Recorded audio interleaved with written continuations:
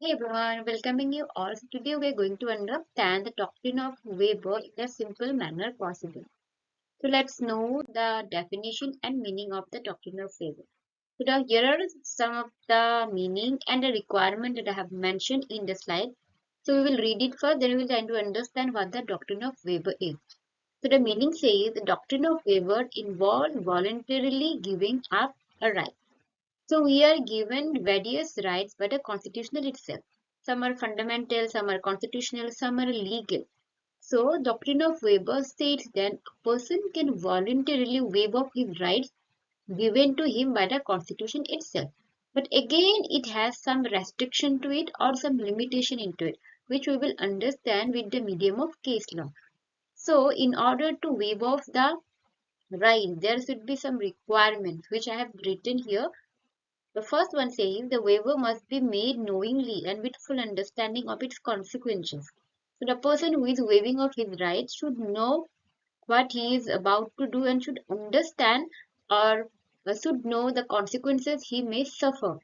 The next we have must be voluntarily and made with full awareness. The person who is waiving of his right, it should be by himself only. The next we have waiver under coercion, duress or undue influence is valid. So if a person is waiving of his rights just because someone else is forcing it, that would be illegal and unconstitutional and that would not be considered as waiving of his rights. So these are some of the important points that we can remember in order to understand doctrine of waiver in a simple manner. Let's see, can a citizen waive his fundamental rights? So it's a very important question and it has been arose in many different case laws and various courts has given various definition and explanation to it. So the first thing it says that not applicable to fundamental rights. The doctrine that we have, doctrine of waiver, is not applicable to fundamental right. It can be applicable with constitutional right or legal right as well, but when it comes to the fundamental right, it is not applicable. A person cannot waive off his fundamental right given to him through the constitution itself. So again, Behram versus State of Bombay, it's an important case in this manner. So in this case, what happened? The decision that has been given, it says that the doctrine of waiver does not apply to fundamental rights. So it is now very much clear that a doctrine does not entertain fundamental rights or the doctrine cannot, waive the fundamental rights that given to the citizen and some of them are given to the non-citizen itself. Fundamental rights. So the next point we have fundamental rights are not the statutory rights but ideals enshrined in the constitution. So the rights that are very much fundamental in nature, it is not for a person's own benefit only, but for a greater extent, for the public good. Therefore, a person cannot waive off his fundamental right that has been given to him. The next says, and rights under Part 3 of the Constitution cannot be renounced. Again, Part 3 of the Constitution talks about the right that has been given to the citizen, and some of them to the non-citizen itself. It says that rights cannot be renounced under using this doctrine. So, we got a variant. So, can a citizen waive his fundamental right? No, a citizen cannot waive off his fundamental right that has been vested to him or guaranteed to him under Part 3 of the Indian Constitution. Now we have another important case in this manner. It is Vassation Nat versus Income Tax Commissioner. Again, it is a very important case laws in this manner. So first we will read out the point, then we will try to understand what it has to say. The court held that it is not open to citizen to waive off any of the fundamental rights conferred Part 3 of the Constitution. So, same judgment that has been given in the earlier case, that is, the citizen cannot waive off his fundamental rights that has been given to him under Part 3 of the Indian Constitution. Again, it says these rights have been put in the Constitution not merely for the benefit of the individual, but as a matter of public policy for the benefit of the general public. So, a person for his own benefit only cannot waive off his fundamental right because the right has been given for public policy or the benefit for the public at large.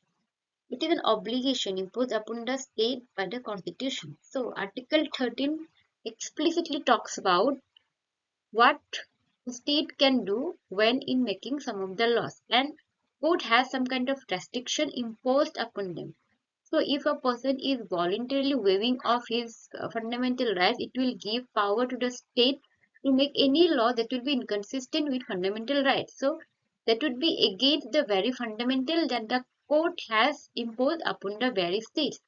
In order to safeguard the fundamental rights of the people, we cannot waive off our fundamental rights. No person can relieve the state of this obligation because a large majority of our people are economically poor, educationally backward, and politically not yet conscious of their rights.